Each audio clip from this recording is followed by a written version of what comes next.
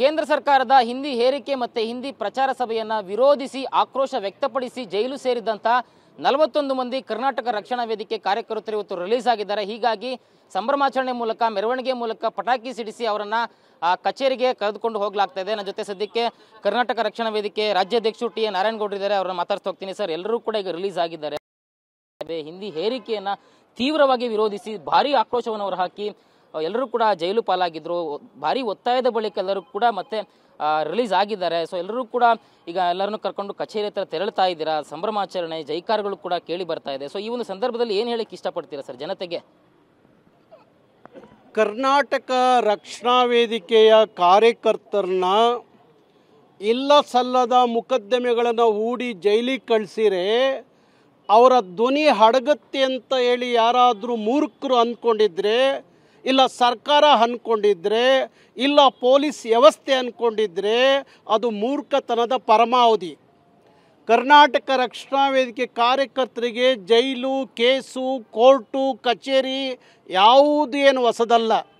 ನನ್ನ ಕಾರ್ಯಕರ್ತರಿಗೆ ಹೇಳ್ತಾ ಇರ್ತೀನಿ, ಒಮ್ಮೊಮ್ಮೆ ಕನ್ನಡಕ್ಕಾಗಿ, ನಾಡಿಗಾಗಿ, ನುಡಿಗಾಗಿ ಜೈಲಿಗೆ ಹೋದರೆ ನಿಮಗೆ single star, double star, triple star ಅಂತ ಅಂದ್ಕೊಳ್ಳಿ, ಜೈಲಿಗೆ ಎದುರುಬೇಡಿ ಅಂತ ಹೇಳಿ.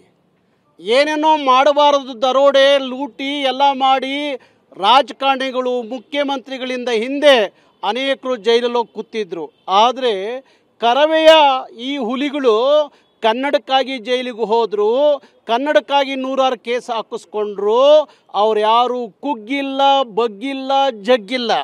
ಮುಂದೆ ಕರ್ನಾಟಕದಲ್ಲಿ ಹಿಂದಿ ಏನಾದರೂ ಯಾವುದೇ ಕಚೇರಿಗಳಲ್ಲಿ, ಅದು ಕೇಂದ್ರ ಸರ್ಕಾರದ ಕಚೇರಿ ಇರ್ಬೋದು, ಯಾವುದೇ ಕಚೇರಿಗಳಲ್ಲಿ ಹಿಂದಿ ಏನಾದರೂ ಅಲ್ಲಿ ಆಡಳಿತಾತ್ಮಕವಾಗಿ ಬಳಸಿರೆ ಎಲ್ಲ ಕೇಂದ್ರ ಸರ್ಕಾರದ ಕಚೇರಿಗಳಿಗೆ ನುಗ್ತೀವಿ, ದಾಳಿ ಮಾಡ್ತೀವಿ.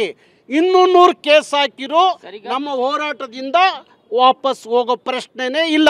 ಸರ್, ಪ್ರತಿ ಬಾರಿ ಹಿಂದಿಯನ್ನು ವೈಭವೀಕರಿಸಿದಾಗ ಅಥವಾ ಹಿಂದಿಯನ್ನು ಹೇರಿಕೆ ಮಾಡಿದಾಗ, ಹಿಂದಿಯನ್ನು ಪ್ರಚಾರ ಮಾಡಿದಾಗ ಕರ್ನಾಟಕ ರಕ್ಷಣಾ ವೇದಿಕೆ ಭಾರಿ ಆಕ್ರೋಶ ಹೊರಹಾಕುತ್ತೆ. ಪ್ರತಿ ಬಾರಿ ಕೂಡ ವಿರೋಧ ವ್ಯಕ್ತಪಡಿಸುತ್ತೆ. ಆದರೆ ಇಲ್ಲಿ ಆಗಬೇಕಾಗಿರ್ತಕ್ಕಂಥದ್ದು, ದಶಕಗಳಿಂದಲೂ ಕೂಡ ಹಿಂದಿ ಹೇರಿಕೆ ಆಗ್ತಾ ಇದೆ. ಆದರೆ ಒಂದು ಕಾನೂನು ಏನಿದೆ, ಇಲ್ಲಿ ಇದನ್ನು ಹಿಂದಿ ಬರೋದಕ್ಕೆ ಬಿಡಬಾರ್ದು, ಹಿಂದಿ ಇಲ್ಲಿ ಪ್ರವೇಶ ಆಗದಂತೆ ನೋಡ್ಕೊಳ್ಬೇಕು ಅಂತಕ್ಕಂಥದ್ದು ಸರ್ಕಾರದ ಜವಾಬ್ದಾರಿ ಕೂಡ ಆಗುತ್ತೆ. ಸೊ ಈ ಮೂಲಕ ಅದನ್ನು ಸರ್ಕಾರ ಮಾಡಬೇಕಾಗಿತ್ತು. ಆದರೆ ಅದನ್ನು ಮಾಡದೇ ಇರ್ತಕ್ಕಂಥ ನಿಟ್ಟಿನಲ್ಲಿ ಈಗ ಕರ್ನಾಟಕ ರಕ್ಷಣಾ ವೇದಿಕೆ ಬೀದಿಗಿಳಿದು ಈ ರೀತಿಯಾಗಿ ಹೋರಾಟ ಮಾಡಬೇಕಾದ ಪರಿಸ್ಥಿತಿ ಬಂದಿದೆ. ಸೊ ಸರ್ಕಾರಕ್ಕೆ ಈ ವಿಚಾರವಾಗಿ ಏನು ಸಲಹೆ ಕೊಡ್ತೀರಾ, ಏನು ಎಚ್ಚರಿಕೆ ಕೊಡ್ತೀರಾ ಈ ಹಿಂದಿ ಹೇರಿಕೆ ಮತ್ತೆ ಮತ್ತೆ ಮುಂದುವರಿತಾ ಇದ್ರೆ ಅಂತ? ಸರ್ಕಾರ, ಕರ್ನಾಟಕ ಸರ್ಕಾರ, ರಾಜ್ಯ ಸರ್ಕಾರ ನಮ್ಮ ರಾಜ್ಯ ಭಾಷೆಯ ಮೇಲೆ ಪ್ರೀತಿ, ಕಾಳಜಿ, ಪ್ರಾಮಾಣಿಕತೆ ಇರೋದಾದರೆ ಸಿದ್ದರಾಮಯ್ಯನವರು ಕನ್ನಡದ ಪ್ರೀತಿ, ಕಾಳಜಿ ನಿಜವಾದರೆ, ಸಿದ್ದರಾಮಯ್ಯನವರು ಸದನದಲ್ಲಿ ಶಾಸಕರುಗಳಿಗೆ ವ್ಯಾಕರಣದ ಪಾಠ ಮಾಡೋದು ನಿಜವಾದರೆ, ಹಿಂದಿಯನ್ನು ನೀವು ರಾಜ್ಯದೊಳಗಡೆ ಬಿಟ್ಕೋಬೇಡಿ. ನಮ್ಮ ಭಾಷೆ 3000 ಇತಿಹಾಸ ಇರುವಂಥ ಕನ್ನಡದ ಭಾಷೆಯ ಮುಂದೆ ಯಾವುದೋ 600 ವರ್ಷದ ಹಿಂದಿ ತಂದು ಮೆರೆಸಲಿಕ್ಕೆ, ಸಂಭ್ರಮಿಸಲಿಕ್ಕೆ, ಬಲವಂತವಾಗಿ ನಮ್ಮ ಮೇಲೆ ಹೇರಿಕೆ ಮಾಡಲಿಕ್ಕೆ ಬಿಟ್ಟರೆ, ನಿಮ್ಮ ಸರ್ಕಾರ ಮುಂದಿನ ದಿನಗಳಲ್ಲಿ ಜನ ತೀರ್ಮಾನ ಮಾಡ್ತಾರೆ, ತಿರಸ್ಕಾರ ಮಾಡ್ತಾರೆ. ಸರ್ಕಾರ ಅವರಂತೂ ರಾಷ್ಟ್ರೀಯತೆ, ಹಿಂದಿ ರಾಷ್ಟ್ರ ಭಾಷೆ ಅಂತ ಸುಳ್ಳು ಹೇಳ್ಕೊಂಡು ಇಲ್ಲಿವರೆಗೂ ಕಾಲ ಕಳೆದ್ರು.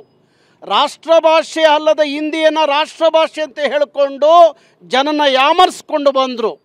ನೀವು ಸಹ ಈ ರಾಜ್ಯದ ಭಾಷೆಯ ಹಿತವನ್ನು ಕಾಪಾಡಬೇಕಾದರೂ, ಹಿಂದಿಯನ್ನು ದೂರ ಇಡಬೇಕಾದರೂ, ಇವತ್ತು ನೋಡಿ ಪಕ್ಕದ ತಮಿಳುನಾಡು ನೋಡಿ ಕಲ್ತ್ಕೋಬೇಕು. ಇವರೆಲ್ಲ ಅಲ್ಲಿ DMK, ADMK ಅಧಿಕಾರಕ್ಕೆ ಬಂದರೂ ಸಹ ಇವತ್ತವರೆಗೂ ಹಿಂದಿಯನ್ನು ತಮಿಳುನಾಡು ಒಳಗಡೆ ಸುಳಿಲಿಕ್ಕೂ ಬಿಟ್ಟಿಲ್ಲ. ಅವ್ರ ಸ್ವಾಭಿಮಾನ ಇವತ್ತು ನಿಮಗೆ ಆದರ್ಶವಾಗಬೇಕು. ಅವರ ಸ್ವಾಭಿಮಾನ ಇಲ್ಲಿ ಬುರುಡೆ ಬಿಡ್ತಾರೆ. ವೇದಿಕೆ ಸಿಕ್ಕಿರೆ ನಮ್ಮದು ಕನ್ನಡದ ಸರ್ಕಾರ, ಕನ್ನಡದ ಪರವಾಗಿರುವ ಸರ್ಕಾರ ಅಂತ ಹೇಳುವಂಥ ಪೊಳ್ಳು ಸುಳ್ಳು ಮಾತುಗಳನ್ನ ಹೇಳುವಂಥ ಇವರಿಗೆ ನಿಜವಾದ ಕನ್ನಡದ ಕಳಕಳಿ ಇದ್ದರೆ, ಕರ್ನಾಟಕದ ಒಳಗಡೆ ಹಿಂದಿಯನ್ನು ಯಾವುದೇ ಕಾರಣಕ್ಕೂ ಸರ್ಕಾರ, ರಾಜ್ಯ ಸರ್ಕಾರ ಬಿಡಬಾರ್ದು. ಇವತ್ತು ಕನ್ನಡದ ಹೋರಾಟಗಾರರು ಇವತ್ತು ಕರವೇ 26 ವರ್ಷದಿಂದ ಈ ನಾಡಿನ ಅನೇಕ ಸಮಸ್ಯೆಗಳನ್ನ ಹೊತ್ತು ಕೆಲಸ ಮಾಡಿದೆ. 16 ಬಾರಿ ನಾವೆಲ್ಲ ಜೈಲಿಗೆ ಹೋಗಿದ್ದೀವಿ. ನೂರಾರು ಕೇಸ್ ಹಾಕ್ಕೊಂಡಿದ್ದೀವಿ, 26 ವರ್ಷ ಕೋರ್ಟ್ ಕಟ್ಕಟ್ಟಿಯಲ್ಲಿ ನಿಂತಿದ್ದೀವಿ. ಇವರು 224 ಜನ ಶಾಸಕರಿದ್ದಾರಲ್ಲ, ಇಲ್ಲ ಇಲ್ಲಿ ಸಂಸದರಿದ್ದಾರಲ್ಲ, ಅವ್ರು ಯಾರು ಒಂದು ದಿವಸ ಕನ್ನಡಕ್ಕಾಗಿ ಕರ್ನಾಟಕಕ್ಕಾಗಿ ಜೈಲಿಗೆ ಹೋಗಲಿಲ್ಲ. ಬೇರೆ ಬೇರೆ ಏನೇನೋ ಮಾಡಿ ಜೈಲಿಗೆ ಹೋಗಿದ್ದಾರೆ. ಕನ್ನಡ ಕರ್ನಾಟಕ ಕನ್ನಡಿಗ ಅಂತ ಜೈಲಿಗೆ ಹೋಗಿಲ್ಲ. ಆದರೆ ನಾವು ಕನ್ನಡ ಕರ್ನಾಟಕ ಅಂತ ಹೇಳಿ ಜೈಲಿಗೂ ಹೋಗಿದ್ದಾಯಿತು, ನೂರಾರು ಕೇಸು ಹಾಕಿದ್ದಾಯಿತು. ಇವತ್ತಿಗೂ ಕೋರ್ಟ್ ಕಟ್ಕಟ್ಟಿಯಲ್ಲಿ ನಿಲ್ತಾ ಇದ್ದೀವಿ. ನಿಮಗೆ ಸ್ವಾಭಿಮಾನ ಈಗಲಾದರೂ ಇದ್ದರೆ ಸಿದ್ದರಾಮಯ್ಯನವ್ರನ್ನ ಒಳಗೊಂಡಂತೆ ಎಲ್ಲ ರಾಜಕಾರಣಿಗಳಿಗೆ, ಎಲ್ಲ ಪಕ್ಷದ ಮುಖಂಡರುಗಳಿಗೆ, ನಿಮಗೆ ಕನ್ನಡಿಗರಿಗೆ ವೋಟ್ ಕೇಳುವಂಥ ನೈತಿಕತೆ ಇದ್ದರೆ, ನಮ್ಮ ಭಾಷೆ, ನಮ್ಮ ನಾಡು, ನಮ್ಮ ಜನನೂ ಕಾಳಜಿ ಇದ್ದರೆ ಹಿಂದಿಯನ್ನು ಬಹಿಷ್ಕರಿಸಿ, ಒಟ್ಟಾರೆ ಬಹಿಷ್ಕರಿಸಬೇಕು. ಒಬ್ಬರು ಮಾತಾಡ್ತಾ ಇಲ್ಲ ಹಿಂದಿ ವಿರೋಧಿಸಿ. ರಾಷ್ಟ್ರ ಭಾಷೆ ಅಲ್ಲದ ಹಿಂದಿಯನ್ನು ಯಾಕೆ ಕರ್ನಾಟಕದ ಕನ್ನಡ ಭಾಷೆ ಮೇಲೆ ಹೇರಿಕೆ ಮಾಡ್ತೀರಿ, ಮೆರೆಸ್ತೀರಿ, ಸಂಭ್ರಮಿಸ್ತೀರಿ? ಹಾಗಾಗಿ ನಮ್ಮ ಹೋರಾಟ ನಿಲ್ಲೋದಿಲ್ಲ. ನಾಳೆಯಿಂದಲೂ ಸಹ ಎಲ್ಲೆಲ್ಲಿ ಮಂತ್ರಿಗಳು ಹೋಗ್ತಾರೋ ಅಲ್ಲೆಲ್ಲ ನಮ್ಮ ಜನ ಕಪ್ಪು ಬಾವುಟ ಪ್ರದರ್ಶನ ಮಾಡ್ತಾರೆ, ಧಿಕ್ಕಾರ ಕೂಗ್ತಾರೆ. ನಮ್ಮ ಕಾರ್ಯಕರ್ತರ ಮೇಲೆ ಹಾಕಿರುವ ಎಲ್ಲ ಕೇಸುಗಳನ್ನು ವಾಪಸ್ ತಗೊಳ್ಳಿಲ್ಲ ಅಂದರೆ ಎಲ್ಲ ಕಡೆ ನಾಳೆಯಿಂದ ಈ ಹೋರಾಟ ಪ್ರಾರಂಭ ಆಗುತ್ತೆ. ಸೊ ಒಟ್ಟಾರೆ ಸರ್ಕಾರ ಯಾವುದೇ ರೀತಿ ಬೆದರಿಕೆ ಹಾಕಿದ್ರು ಕೂಡ, ಕೇಸ್ಗಳನ್ನು ಹಾಕಿದ್ರು ಕೂಡ ಕರ್ನಾಟಕ ರಕ್ಷಣಾ ವೇದಿಕೆ ಕಾರ್ಯಕರ್ತರ ಹುಮ್ಮಸ್ಸು ಕಡಿಮೆ ಆಗೋದಿಲ್ಲ. ನಮ್ಮೇಲೆ ಆಗ್ತಕ್ಕಂಥ ಸುಳ್ಳು ಕೇಸ್ಗಳನ್ನು ವಾಪಸ್ ತೆಗೆದುಕೊಳ್ಬೇಕು. ಇಲ್ಲದೇ ಇದ್ದ ನಿಟ್ಟಿನಲ್ಲಿ ಮಂತ್ರಿಗಳು ಎಲ್ಲೆಲ್ಲಿ ಸಿಗ್ತಾರಲ್ಲೂ ಕೂಡ ಕಪ್ಪು ಬಾವುಟ ಪ್ರದರ್ಶನ ಮಾಡ್ತೀರಿ, ನಮ್ಮ ಹೋರಾಟವನ್ನ, ಹಿಂದಿ ವಿರುದ್ಧದ ಹೋರಾಟವನ್ನ ಮುಂದುವರಿಸ್ತೀರಿ ಅಂತ ಹೇಳಿ ಟಿ ಎ ನಾರಾಯಣಗೌಡರು ಹೇಳ್ತಾ ಇರುವಂಥದ್ದು. ಕ್ಯಾಮ್ರಾ ಪರ್ಸನ್ ಅಶೋಕ್ ಜೊತೆ ಲಕ್ಷ್ಮೀ ನರಸಿಂಹ, TV9 ಬೆಂಗಳೂರು.